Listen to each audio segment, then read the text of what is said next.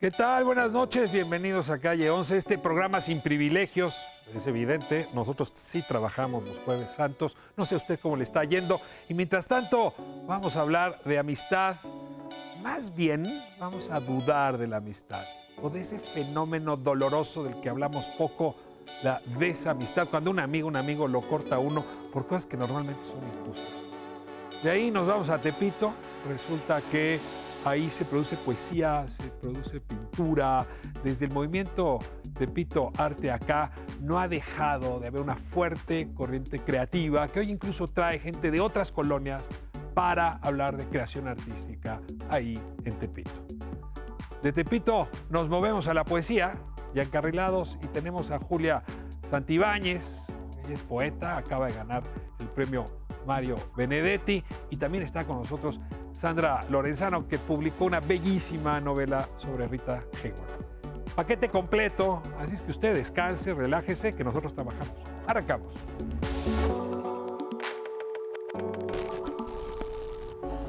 Pues bienvenidos a las dudantes. Buenas noches. Buenas noches. Hola, Toño, buenas noches. Carlos, Alma. Buenas noches. Hoy les traigo un tema nuevo.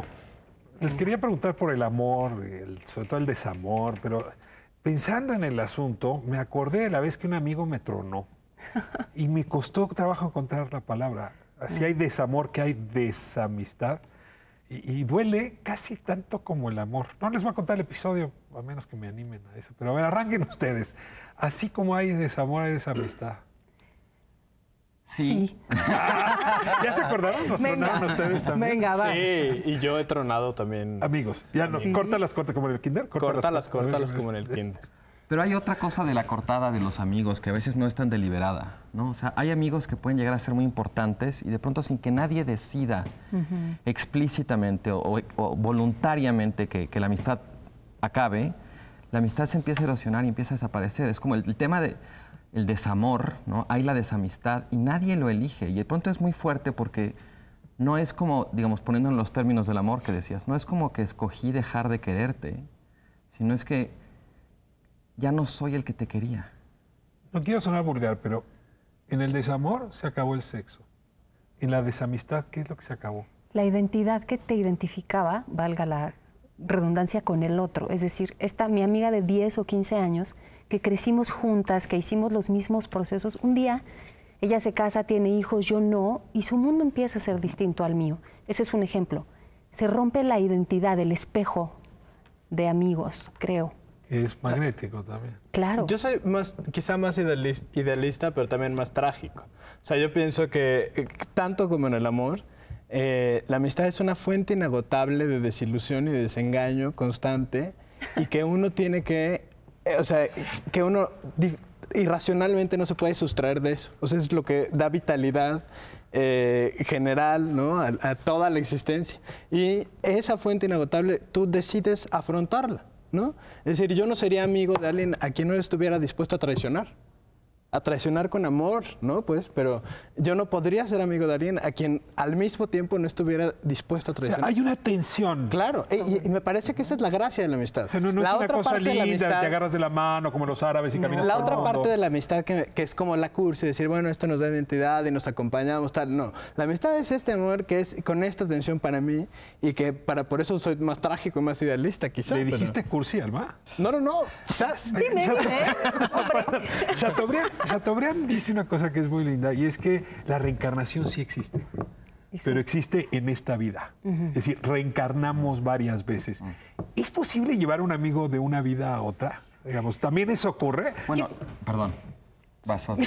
Ya, ¿no? Sin Aquí curiosidad. nos vamos a desamistar.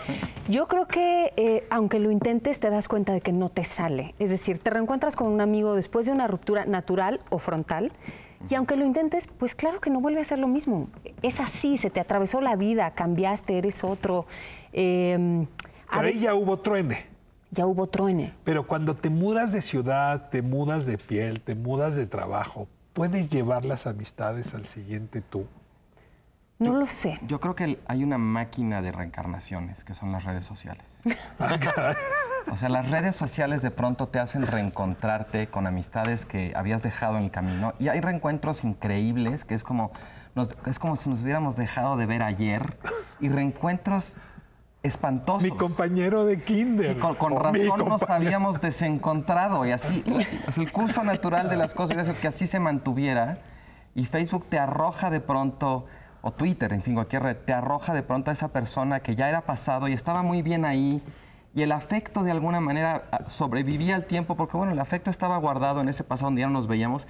Y de pronto te reencuentras a las personas y es muy raro. O sea, a mí una cosa que me parece increíble de pronto es empezar a tener amigos que no conozco en persona, que solo conozco en redes. Y no hay la materialidad de la amistad, el cuerpo a cuerpo, no el rostro, pero hay el afecto también. Y a mí me sorprende porque es tan real como la realidad del amigo que haces jugando fútbol o en la escuela, en el trabajo, ¿no? Pero no tiene cuerpo. Bueno, pero ¿es necesario esa corporeidad en la Sí, amistad? claro que sí. ¿O no? Yo pienso que no. Yo también pienso que no. Yo digo que sí, por supuesto. Sí necesito ver a los ojos. Yo necesito que me Y no por abracen. Skype. Claro.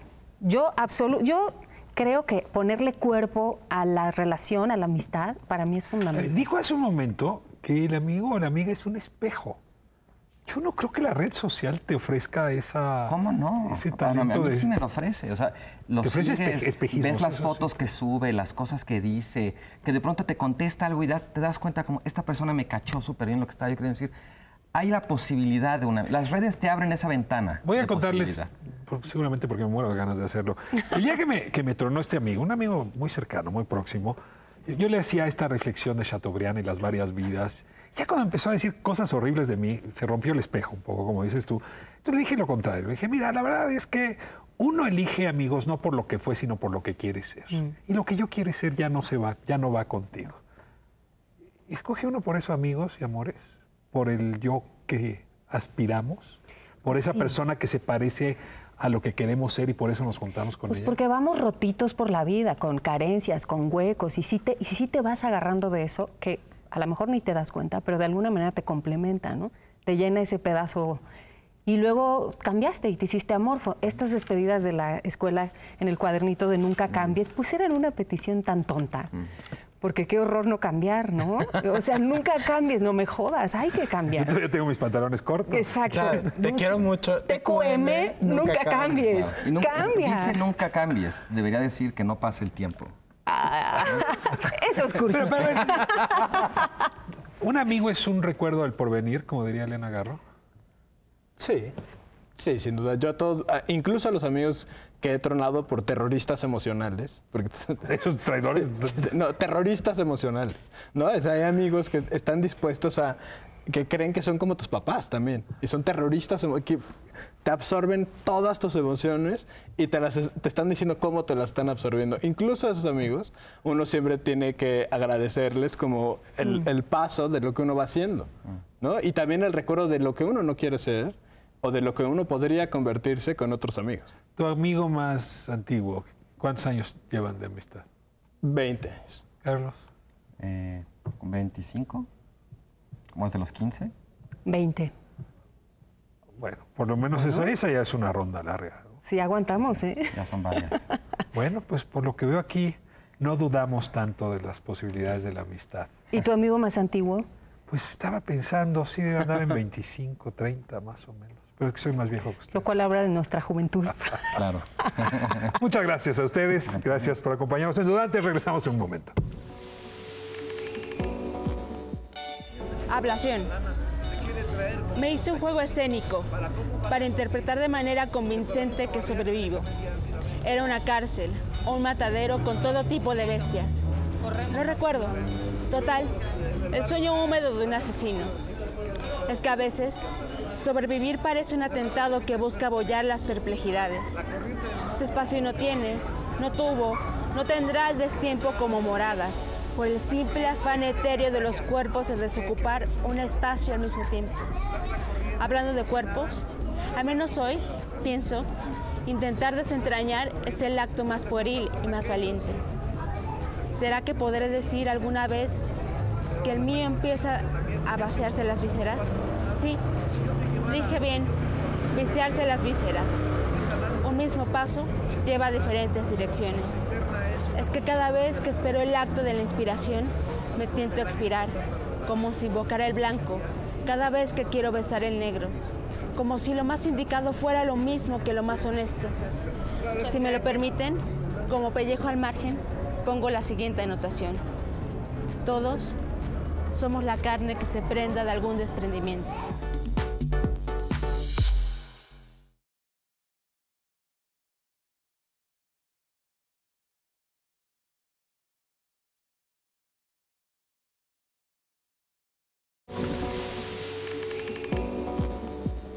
Soy el maestro Alejandro Caballero. Estamos en la LITEP, la Escuela de Arte al Aire Libre de Tepito. Mucho de pintura son temas inclusive del barrio de Tepito, de la Ciudad de México. Y quise dar un tiempo a mi gente, a la gente, quien quiera, a enseñar de manera gratuita, ¿no? Y si es posible, pues generar una sinergia que tenga otros resultados para aquellos que piensan de otra manera sobre Tepito. El arte como hacedor de comunidad. A mi espalda tengo dos jóvenes, uno es de aquí del DF y otro de Oaxaca, que Juan Ticunche, que él era, bueno, sigue siendo vendedor de espejos en la calle. Él cuenta que pasó, se quedó viendo el lugar y dijo, bueno, ¿cobrarán? Dice que estuvo como media hora titubeando si entraba o no. Y en junio va a tener su primera exposición individual. Calle 11, visita Tepito en martes de arte en este barrio tan viejo, tan antiguo y tan importante para la Ciudad de México. Me acompaña hoy entre las dudantes Almadelia, me da muchísimo gusto. Hola a todos. Y bueno, estamos entre poetas, productores de poesía, de arte, zapateros. Don Luis, me da mucho gusto estar aquí con usted y que nos cuente un poco cómo surgió este esfuerzo y algunos otros que le están permitiendo al arte en Tepito pues gobernar la vida de muchas gentes y sus talentos. Bueno, bienvenidos a mi barrio y yo les quiero contar que yo nací en el barrio de Tepito hace 76 años y bueno, he visto todo su proceso y me empecé a dar cuenta, lo primero, que se perdían los oficios. Después que el problema ya del barrio no era de cultura también, y bueno, en todo ese rollo estoy adentro, ¿no? Está también Pablo con nosotros. Hola, ¿cómo están? Pablo, me da mucho gusto. Yo, que es poeta o poetisa, ¿cómo lo digo? ¿Poeta? ¿Poeta? ¿Te gusta? Lalo, Eduardo, me da mucho gusto. Gracias. ¿Qué tal? Buenas. Y ahora sí, te arrancamos con la primera pregunta. Pues nada, ¿qué oficios? ¿Qué son esos oficios que se han perdido? Bueno, mira, hace muchos años el vecindario de Tepito era horizontal, no era vertical. Cuando se empieza a convertir en vertical después del terremoto, empezaron los problemas sociales y de salud también. De vivir. En la vecindad, muchas vecindades en el barrio, era casa, taller, y entonces los chavos que no querían o no podían ir a la escuela, aprendían un oficio. A mí me tocó ser zapatero porque zapatero era mi padre, ¿no? Y desde muy chavo conozco el oficio y todo eso se ha perdido, ¿no? Y de ahí viene la idea de entregar artes y oficios claro a partir de estos espacios. El arte humaniza. Entonces, uno de los culpables principales de todo ese rollo del arte pues fue Daniel Manrique, creador del movimiento Tepito Arte Acá, verdadero creador del movimiento Tepito Arte Acá. Y de ahí se le empiezan a sumar Zapatero, mi caso, y bueno, siempre con la ideología de Daniel, pero siempre buscando la mejora del barrio, ¿no? La mejora en lo social, entonces. Ahora, ¿ustedes podrían decir que son la siguiente generación después de Tepito Arte Acá? ¿Te reconoces en esa Es tradición? un poco la continuación, como bien decía el maestro Luis Arévalo, la continuación del trabajo del maestro Manrique con Tepito Arte Acá. Cuando fundaron Tepito Arte Acá, pues ahora ya la realidad del barrio también cambia con los años y también hay que adaptarse un poco a lo que los vecinos quieren, a las vecindades y todo. Entonces, en Casa Barrio Tepito, en la red de espacios culturales, entendemos la cultura como artes y oficios. Eso es un punto muy importante porque siempre cuando se piensa en cultura se piensa en poesía, en literatura, en escultura. Nosotros también incidimos mucho en los oficios porque, como bien decía el maestro Luis, pues era un barrio de oficios y es una realidad que no se podía negar. ¿Cuáles son los nuevos oficios del barrio? Bueno, los oficios nuevos no te podría decir cuáles son porque ya no los hay. Se han perdido. Este tianguis tan desordenado que se ha dado en la zona. Ese es un oficio, el de comerciante. Bueno, sí, pero también cuando se lleva bien, no desordenado. Este es un comercio desordenado que nos ha traído muchas consecuencias. Entonces, no hay más que pues, seguirle trabajando en una resistencia cultural para que esto vuelva a ser lo que antes fue, un barrio de gente artesana, de gente creativa.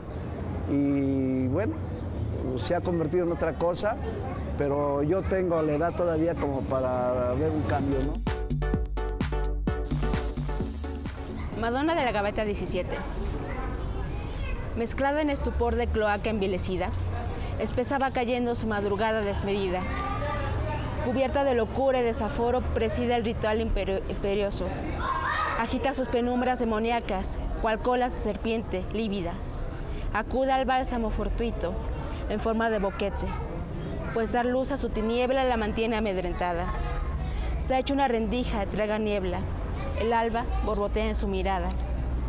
Corriente hipovolémica que arrecia, lanzando vorágine maldita, el manantial de sus visiones, que goza bajo la fuente derruida, en el caos titilante que se aquieta, en la faz de mi Madonna despojada. Hay algo en Tepito, Alma, que tiene que ver con la resistencia. Sí. Es muy difícil olvidar que aquí fue donde Cuauhtémoc entregó sus armas, por ejemplo, y desde entonces se respira resistencia desde cualquiera de sus formas, incluida la poesía, la pintura. Pues yo creo que sí, porque este era un barrio de guerreros, ¿no? Cuauhtémoc fue hecho prisionero, ¿no? Donde hay una plaquita ahí de la iglesia de la Conchita. La iglesia de la Conchita dicen que... Sí, bueno, eran canales. Bueno, ahí está esto, la placa, pero hay un historiador en el barrio, Marcos Careño, que él documentado dice que en la calle de Gorostiza y Reforma, ahí hay un parque que acaban de remozar, ahí es donde él se entregó. Ahí es donde él se entregó. Entonces, hay muchos mitos, ¿no? Pero también hay muchas verdades. Casi siempre dicen, bueno, ¿y por qué Tepito? Hay una leyenda por ahí que dicen que esta era una zona a orilla de la ciudad muy peligrosa, que mandaron por ahí a unos policías a que hicieran el rondín. Y entonces uno le dijo al otro, tú te vas por allá y yo me voy por acá, si algo pasa Tepito. Pero eso es algo mediático, algo que no se puede creer. No, porque además sí era anterior, ¿no? Es de la época de Cuauhtémoc. Sino que Tepito es una palabra náhuatl que significa cosa pequeña y que Tepito es pequeño a comparación del barrio de Tlatelolco, ¿no? Claro. Y tenemos otro ejemplo. En Tepito el patrono es San Francisco de Asís, que también es pequeño el templo a comparación del que está en Madero. Cosas así, ¿no? Claro. Pero bueno, esa es Estos motivos de resistencia, motivos urbanos, los oficios, lo que era, lo que sea, ¿son herramientas, son material para hacer poesía? ¿Los usan ustedes? Sí, claro. Cuenta un poco, Lalo. Claro, mira, hay poetas que tienen ese ímpetu de resistencia. En antaño José Revueltas fue uno de ellos. Más para acá tenemos un grupo que se llama la Guerrilla Cultural y Poética, en donde venimos dando un realismo crudo, un realismo fuerte, en donde hablamos de esa resistencia precisamente. No te quedes quieto porque te comen. Así es que muévete y crea. Ese es el movimiento de la GCP. No te quedes quieto porque te comen. Crea. Hay que crear. Alguna vez pensé sentirme enamorado. Estaba enfermo de ella. Inútil y patético. No pensaba, no escribía, solo sentía. Me persiguió el pasado traicionero. Tuve que dejar vencerme para encontrar paz y silencio. Estaba enfermo de ella.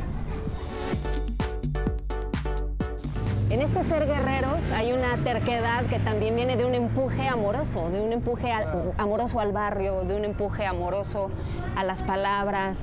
¿Qué tanto hay de eso también en esta terquedad? Bueno, es que lo que es la palabra, ya sea en poema o... la palabra te lleva a la libertad, ¿no? Y eso pues, es muy hermoso, ¿no? Entonces, yo creo que por ahí está la tranza, como decimos en el barrio, ¿no? Si queremos cambiar de veras a los barrios de la ciudad, debe ser con cultura, educación y capacitación. Y cuando yo hablo de capacitación es porque los oficios se han ido perdiendo, ¿no? Entonces hay que rescatarlos. Imagínate, ¿cómo va a ser posible en un mundo de zapatos que llegan de fuera? Todavía existe un zapatero en el barrio que se aferra a transmitir su oficio, ¿no? Eso es rico, porque el transmitir tu oficio y transmitir el mensaje hace que haces comunidad, ¿no? Como dice ahí el letrero ese, ¿no? El arte hace comunidad. Tú no naciste en este barrio, no naciste en este país. Y tu mirada puede ser bien importante para cerrar este programa. A ver, ¿cómo se vive la experiencia cotidiana de compartir creación, poesía, pintura, los martes de arte? Hay un compañero nuestro, David Rivera, es un maestro tallador de madera, que él habla del tepiteño y el tepitense. El tepiteño es el que habita el barrio, el que vive en el barrio, que es del barrio, y luego están los tepitenses, que es la gente como yo, o de México, de cualquier parte, que llegamos por cualquier motivo de la vida. Ser de fuera es una moneda de doble cara, ¿no? Lo bueno de ser de fuera es que yo en mi caso conocí Tepito hace 6 años, no tenía el prejuicio, el estereotipo, porque no sabía lo que era Tepito. A mí un amigo, un conocido que me puso en contacto con él. ¿Te gustó el barrio? Sí, sí, sí. ¿Qué fue lo que te gustó? Yo vi un barrio de gente trabajadora, de gente que se busca la vida, gente... Y yo no vi ese estereotipo. Obvio que no es un barrio fácil, hay muchos problemas, no es Disneylandia, pero yo vi que realmente había una materia con la que trabajar y un talento oculto en muchísimos comerciantes, vecinos, gente que pinta, son talladores de madera, como el maestro Óscar Delgado, que tú los ves y no te puedes imaginar, pero tienen un talento increíble, y Casa Barrio Tepito también es responsable de ayudar a rescatar esa gente que tiene ese talento para que puedan algún día vivir de eso, de cultura, tanto de arte como de oficio. Pues vamos a cerrar la conversación. Yo nada más quería pedirles que inviten a otros y a otras a venir aquí. Tienen una frase para invitarlos.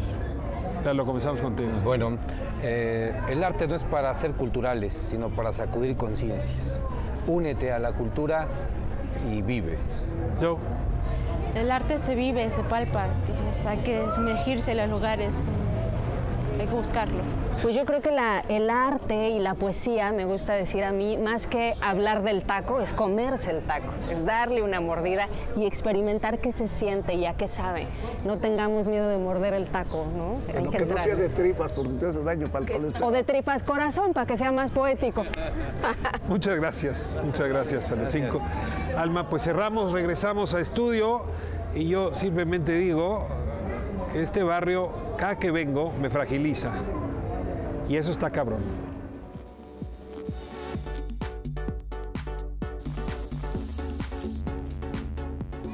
Mis penas hace mucho que murieron.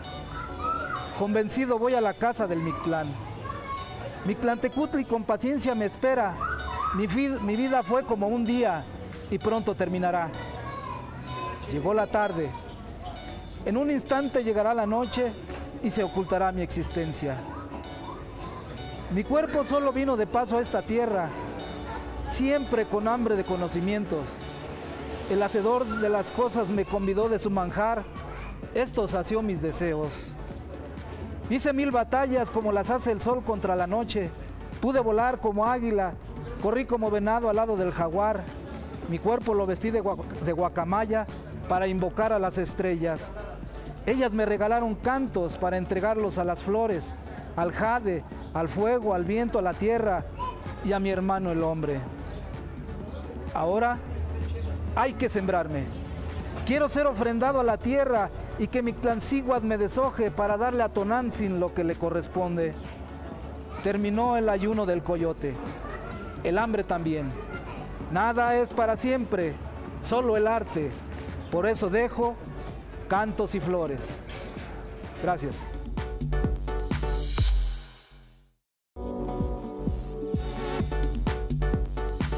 La entrevista de Calle 11. Hoy son las entrevistas. Julia Santibáñez, me da muchísimo gusto tenerte aquí. A mí me da más. Sandra Lorenzano. Hola. Carlos Bravo, hoy sí es un regalo. La poesía en nuestra calle. De esto pido mi limosna. Pues a ver si nos dan limosna y un par de poemas. Que sean desesperados o no, no importa. A ver, déjeme abrir con una primer tema.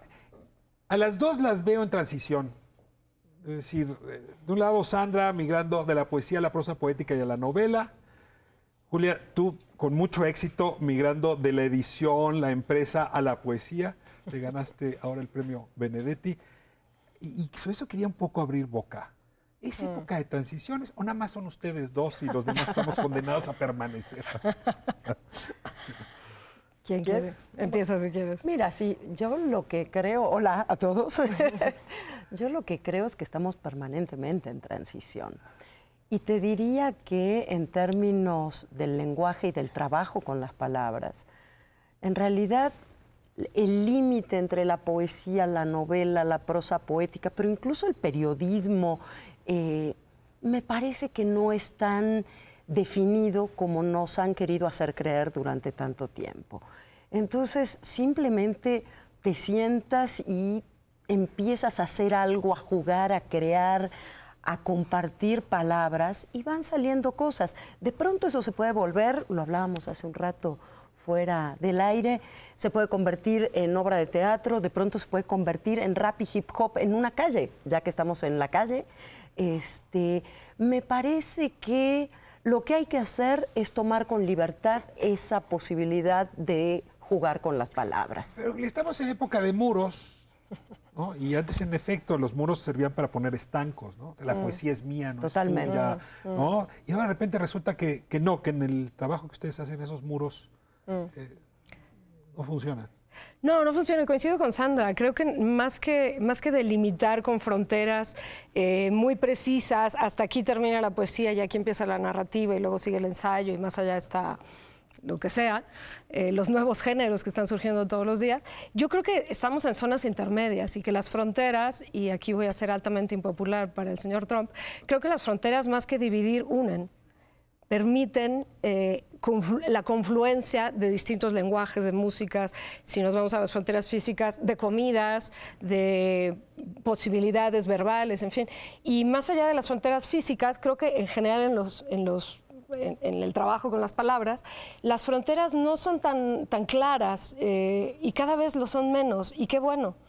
En mi caso, sí, lo mencionas bien, yo vengo de la edición, siempre he escrito, de hecho yo estudié letras, y siempre he escrito y tengo 4 libros, pero sí, me había dedicado mucho más al tema de la edición. Y sin embargo, a alguien más, digamos. A editar a alguien más, produciendo mi propia obra, pero fundamentalmente editando a alguien más. Y sin embargo, no me siento en una transición radical como pudiera creerse, ¿no? Finalmente tengo que ver todavía con la edición, sea de otros, porque sigo editando a otros, o mía. Tengo que ver con la traducción en todas sus acepciones. Tengo que ver con el desplazamiento de la mirada de un lugar hacia el otro, con las historias y la narrativa, inclusive me atrevo a decir, no solamente en el proceso literario, sino también desde la mercadotecnia. Por ejemplo, estoy asesorando a varios clientes con tema de, perdón por la sangronada, pero storytelling, con la narrativa, con cómo vestir de historias un producto o una marca. Entonces, en todos esos ámbitos estamos hablando de palabras, estamos hablando de historias. A mí me gustaría preguntarles, con respecto a una coincidencia y un contraste entre sus respectivas obras poéticas. Por un lado, tú, Julia, tienes el libro previo a este último Serrazar, Rabia de Vida. Hay una poética muy del cuerpo, muy de la sexualidad femenina, muy echada para adelante, muy explícita, muy contundente, casi diría, como tomando la palabra prestada al título, como muy rabiosa, ¿no? Pero a pesar de ser una poética del cuerpo y de la sexualidad femenina, no es una poética feminista. Y en cambio, tú, Sandra, en tus poemas más eróticos, en donde también exploras temas del cuerpo, del deseo y de la sexualidad femenina, sí veo algo como algunos tonos o registros o inquietudes feministas. ¿Podría cada uno de ustedes ayudarnos a entender esa poética de cada una, que a pesar de estar vecinas, ¿no?, tienen esa distinción o ese contraste? Ahora empiezas tú. Sí, perfecto. Sí, en mi caso creo que lo lees bien. No me considero una poeta feminista. No, quizá porque no escribo desde una actitud de género. No sé si bien o mal. Pero cuando escribo no me estoy cuestionando o no estoy planteándome cuestiones de género. en términos generales, me parece que más allá de mi trabajo personal, también me pasa cuando leo. Cuando estoy leyendo no me estoy preguntando este tipo de cuestiones, ¿no? Quizá la respuesta iría más hacia el fondo de lo que yo concibo como literatura y que es un engranaje que tiene muchos ámbitos y tiene muchas facetas, una de las cuales no es el género desde mi óptica. Está la musicalidad, está la exploración verbal, está la forma, en una imbricación, digamos, con el fondo, está, en fin, un millón de cosas que sustentan una obra literaria, sea poética, narrativa, ensayística. Pero no me gusta concebir, ni lo hago conmigo, ni lo hago con otras. Esta es literatura femenina, es literatura de mujeres o para mujeres o feminista, o porque hay menos o más narradoras o narradores o poetas o poetos. Entonces, no me concibo ahí, no me parece que sea una etiqueta con la que yo me sienta cómoda y prefiero hablar de literatura con todas sus letras, si es buena o no, si mi obra es buena o no, y si la obra de otros u otras es buena o no en función de sus propias características intrínsecas. Es decir, la obra literaria se sustenta o no se sustenta, no importa si es mujer u hombre. Esto se va a poner bueno. Sandra, ya habló primero Julia, te toca. Fíjense que me sorprende la pregunta. En realidad, yo lo que me considero es una feminista que escribe, que es diferente a escribir textos feministas. A lo mejor uno escribe textos feministas cuando hace un ensayo, por ejemplo, cuando uno hace un ensayo sobre las mujeres asesinadas en Ciudad Juárez, seguramente mi perspectiva es una perspectiva feminista. También cuando vivo, mi perspectiva es feminista, porque uno no se desliga de lo que es.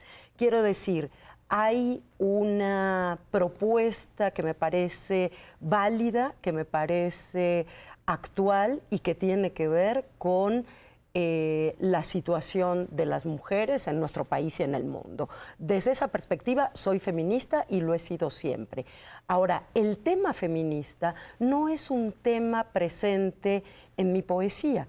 Quiero decir, no es una poesía militante, entonces no está presente el tema feminista ni ninguna otra bandera o etiqueta ideológica o política. Está presente en mi vida y escribo con lo que soy, ¿no? La cabeza, el cuerpo, y la cabeza y el cuerpo corresponden a esta mujer que soy. Escribo desde ahí, pero no es una militancia.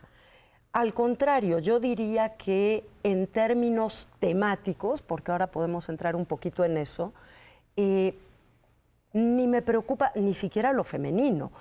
En realidad la escritura, sobre todo en la poesía, y ahí sí hay una cierta diferencia, por lo menos con la última novela que publiqué, que es La estirpe del silencio, que es muy de personajes femeninos. En la poesía lo que fluye son las sensaciones, la musicalidad, la emotividad, la memoria muchísimo, y la memoria es también memoria del cuerpo, memoria de la piel. Para mí, sobre todo en términos de poesía, los grandes poetas podríamos decir que escriben de manera femenina, entre comillas. Y eso tiene que ver no con el feminismo, sino con una cierta lectura más crítica, más teórica de lo que es la escritura.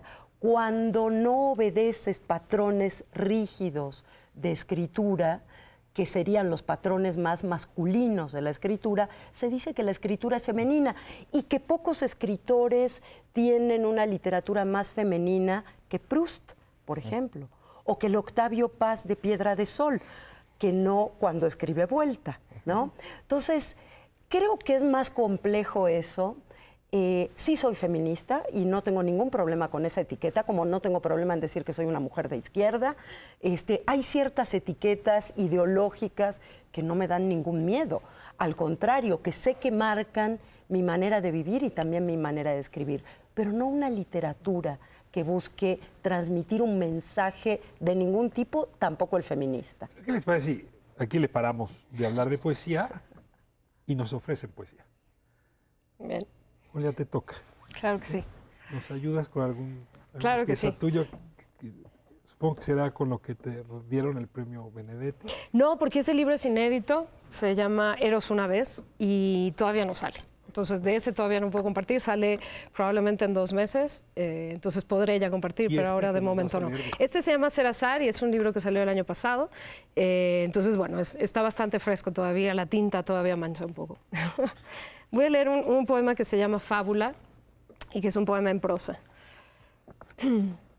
El escorpión, vergüenza de mal, lleva a cuestas el veneno, la memoria de haber sido leve ave que cantaba. Castigado bajo el signo de algún dios, perdió las alas. Esqueleto que las busca entre las piedras, mudo y loco, asco de sí mismo, pregunta, mueve las tenazas.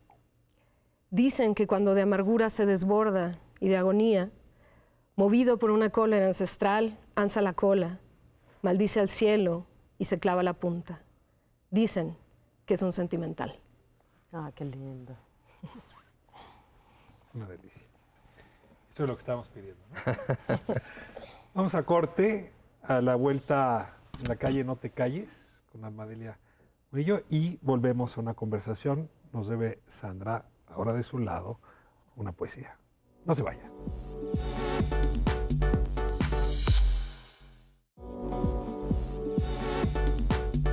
No hace mucho mi madre se transportaba a caballo para bajar de su pueblo en Michoacán y llegar a la civilización. La falta de transporte era un problema. Ante una emergencia médica, la probabilidad de muerte era alta. En lo que lograbas treparte al animal para llegar a la clínica, te quedabas tieso. Pero cuando mi madre, mis hermanos y yo arribamos a la gran capital, descubrimos el Ruta 100 y el metro, al que yo le tenía miedo, pues lo veía tan grandote, rapidote y limpiote, como dice Chava Flores en su canción, que me impresionaba. Descubrimos también los peceros, que se llamaban así porque cobraban una tarifa única de 1 peso. Esos bichos eran una maravilla. No había rincón a donde estas combativas máquinas no lograran entrar. El pecero mutó en combi y después en microbús, ese carro de guerra del que tanto renegamos y que está por desaparecer. Pero yo les tengo cariño a los microbuses porque les debo a ellos, y solo a ellos, haber estudiado en la universidad. El traslado del Estado de México a Ciudad Universitaria hubiera sido imposible por otra vía. En el microbús me convertí en una luchadora urbana. Aprendí tácticas de sobrevivencia, porque ese súbale, súbale que lleva a lugares, pues es una sádica broma que le gusta pregonar al conductor, nunca cabe un alma. Pero hallábamos la manera de colgarnos de un brazo y dejar la mochila o el portafolio o hasta el culo volando en el aire. Conocí también el oficio de cacharpas, que consiste en hacer de copiloto, cobrador, guardaespaldas y Sancho Panza del chofer. Aprendí la cadena de pagos, que consiste en eso de le pasa a uno por favor, le das las monedas al vecino y la transacción avanza hasta llegar al cacharpas. El vuelto sigue la ruta inversa.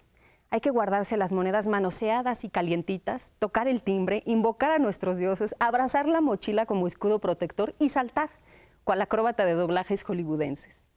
Los microbuses podrán considerarse una plaga, pero es el segundo medio de transporte público después del metro. ¿Qué alternativas tendrán para llegar a Santa Fe o Interlomas quienes trabajan ahí?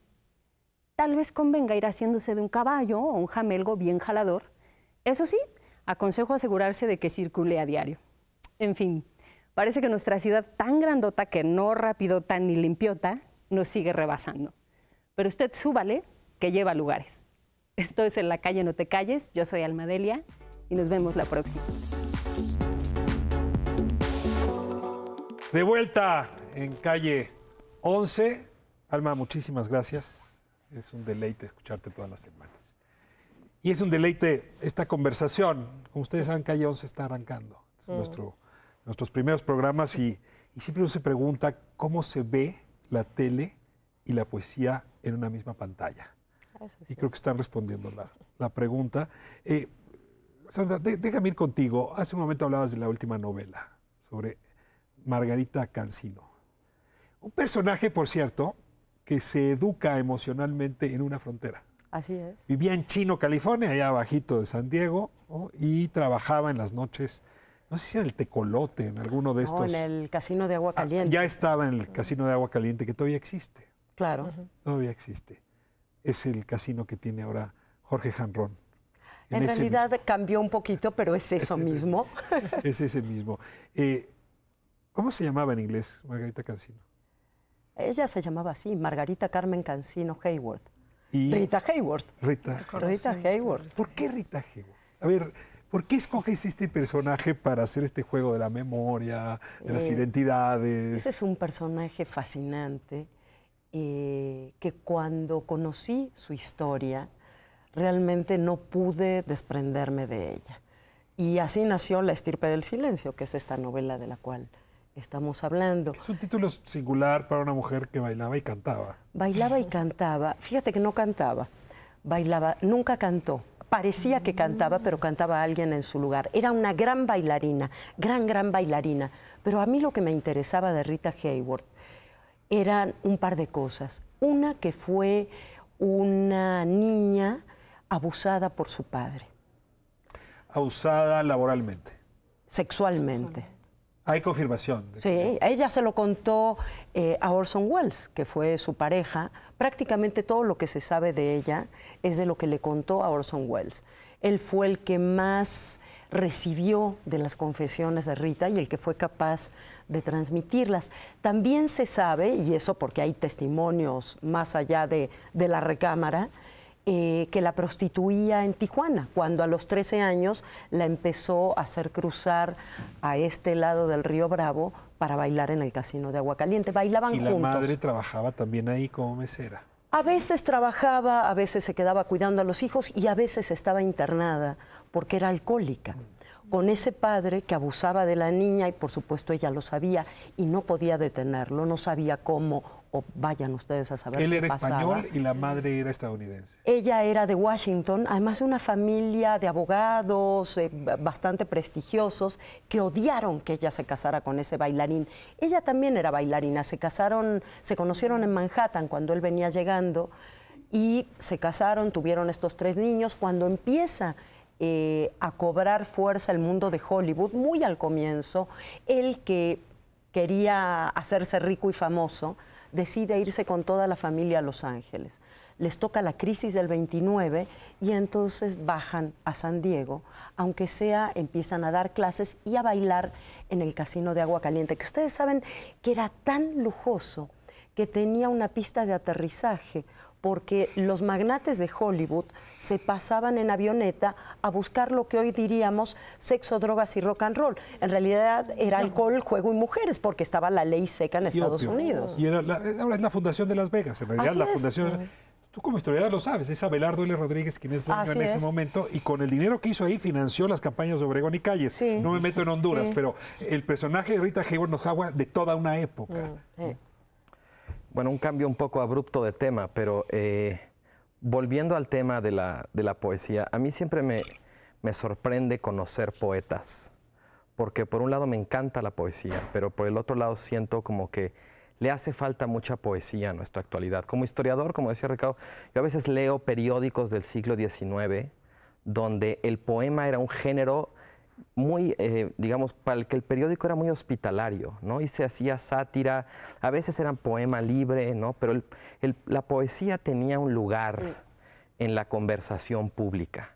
Un lugar que ahora, digamos, cuando cualquiera abre un periódico, echas de menos, ¿no? Rarísima vez te vas a encontrar un poema en un periódico, incluso en revistas, ¿no? O sea, como que la vida pública de la poesía, comparado al menos con la segunda mitad del siglo XIX en México, donde es muy evidente, como que hoy sí cojeamos de alguna manera de eso. ¿Qué perdemos cuando la poesía deja de tener esa apelación, esa presencia pública? O añado, Julia, ¿qué ganamos cuando alguien se anima a hacer poesía a pesar de tener una vida ajetreada? Yo creo que hacer poesía es un poco una necedad, una feliz necedad, pero lo es. Porque sí, porque hay pocos lectores de poesía, porque hay pocos espacios, pocas casas, digamos, de poesía.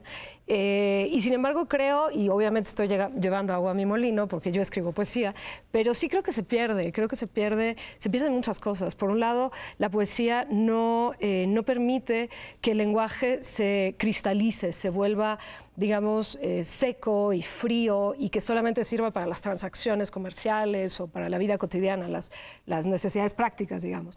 La poesía lleva el lenguaje a otro nivel, lo obliga, lo tuerce, le da liquidez estira. a la vida humana. Sí, mantiene, digamos, la novedad, la frescura de las palabras. Y por otro lado, digo, hay muchas cosas que podría decir, pero mencionaré solo estas dos. La segunda creo que también mantiene la idea de un misterio.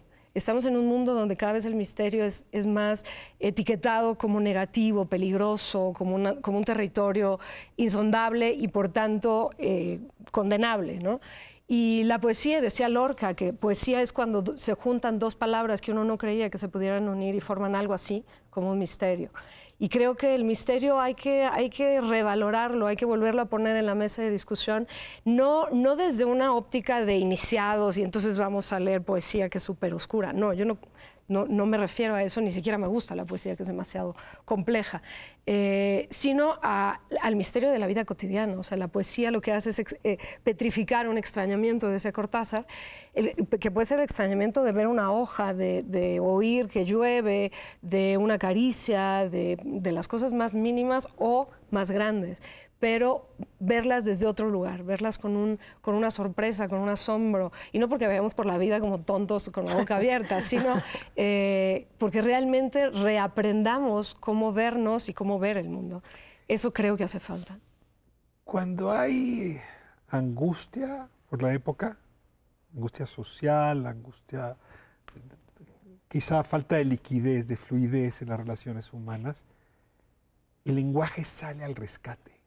Es muy impresionante cómo las grandes obras literarias, ¿no? Las grandes poesías, los grandes poetas con desarrollo en su lado femenino masculino, como quieras llamarlo, ¿no? Surgen los momentos de grave tensión.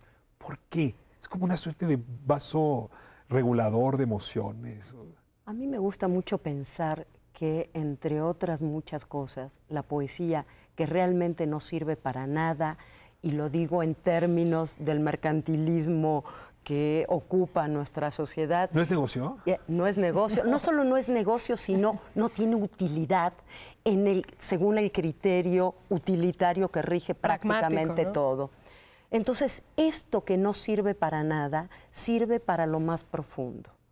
Y entre esas cosas profundas para las cuales sirve la poesía y sirve cada vez más, es crear comunidad. Por eso en momentos difíciles la poesía reaparece. Y yo hablaba al principio de la poesía en las calles. ¿Por qué están estos chicos parados en las esquinas diciendo o improvisando poemas? Y me gusta contar una historia que tuvo lugar en Colombia, en la zona de Medellín, una de las zonas más violentas de aquel país, que se parece tanto a zonas violentas del nuestro. Y en un momento en que gente joven estaba dejando las armas, tanto del ejército como de la guerrilla, como de los paramilitares, y eran chavos muy tronados, que habían pasado por experiencias terribles, de ver morir o de matar, de ver violar o de violar ellos mismos, cosas de verdad muy duras. Una chavita joven, amante de la poesía, dijo, vamos a hacer un taller de poesía. Todo el mundo la miraba como, estás loca, ¿no? Y decidió que eso era lo que quería hacer. Lo que hizo fue, iba todos los días y durante media hora les leía poesía. La gran poesía, que a veces la gente dice, es que no se entiende. Es que no hay que entenderlo. Justamente el chiste está en déjalo entrar en ti, permite que resuene con lo que tú tienes en tu interior y sigue. No te preocupes de ir entendiendo cada frase, cada palabra. Bueno, los chavos ponían cara de nada, ¿no? De el horror, hasta que se le ocurre leer Los Heraldos Negros de César Vallejo. Y empieza, hay golpes en la vida tan fuertes, yo no sé, golpes como del odio de Dios. Y ahí una chispa ilumina la mirada de uno de los chicos, que levanta la mano y dice, ya que hablas de golpes en la vida, yo quisiera decir algo. Y a partir de eso, todo fluye gracias a la poesía. Voy a pedir que leas algo, Sandra, pero antes nada más quiero preguntarle muy rápido a Julia, ¿algún momento en que la poesía te haya salvado de algo grave? No de manera pragmática, como dice Sandra, coincido en eso, pero sí. O sea, aferrarme a una palabra, aferrarme a un poema, sin duda le ha dado luz a momentos de absoluta y profundísima tiniebla, sin duda. Yo sí voy a leer uno inédito del nuevo libro que en realidad está en prensa y sale a fin de año, aunque este poema se publicó, porque este es un poema por encargo, es una cosa rara. Que sí tienen utilidad. Cierta utilidad tienen. Fíjense que Alejandro Magallanes, el querido Alejandro Magallanes, diseñador, artista visual y un tipo de verdad genial, y que escribe poesía. Y que escribe, hizo un libro cuyo tema, el título era La delgada línea que divide el lado derecho del izquierdo. Así se llamaba el libro. Y le pidió a varios escritores, poetas, periodistas, académicos, que escribieran algo a partir de ese título, lo que quisieran. Entonces, en realidad, es muy simpático porque es una especie de taller literario. Te dan una consigna y tú escribes. Y ese es el poema que salió, que lo incluí después en el libro que está ahora en prensa en Vaso Roto, que es ¿Y le una añadiste editorial. O surcido a domicilio? Eso es lo que quería decir, que el subtítulo es Surcido a domicilio, porque ya van a ver de qué es lo que uno puede surcir con las palabras. Y dice así: una delgada línea divide el lado derecho del izquierdo, el norte del sur, el pasado del presente, tu deseo del mío, profunda, escabrosa, tantas veces cubierta de espinas, la línea delgada, y yo escribo, hilo y aguja, costuras, puntadas, dedal de la abuela, puerto olvidado, y escribo tu cuerpo, y el mío corre para alcanzarlo, y escribo memoria, pero no puedo recordar porque la línea es quiebre, fisura, pérdida. Y entonces, surso, primero una pluma y la tinta, luego los dedos, la cabeza, el aire, surso estos versos deshilachados, la línea es aguda, afilada, cortante, y yo quiero tu mano en la mía, tu piel en mi lengua, para surcir derecha e izquierda, norte y sur, pasado y presente, tu deseo y el mío, invisible dicen el surcido, por eso escribo con limón y sangre, con fuego añorado por las cenizas, con hilo y aguja, puntadas, abuela, una delgada línea, lágrima furtiva, fantasma que recorre el mundo y separa, yo surco tus ausencias con agujereadas palabras, con hilo de araña, saliva y miel, de un lado a otro, mi cuerpo te busca, mis ansias te buscan, izquierda y derecha, norte y sur, herido, mi deseo sin ti. La delgada línea que nos divide no es línea. Con sus palabras tendieron un puente bellísimo hoy en nuestra calle. Gracias por haberla iluminado. Gracias, Carlos, gracias. Gracias, Carlos. Gracias. Nos despedimos y le esperamos la próxima semana, todos los jueves, Canal 11, 11 de la noche, calle 11. Es el número de nuestra suerte. Gracias.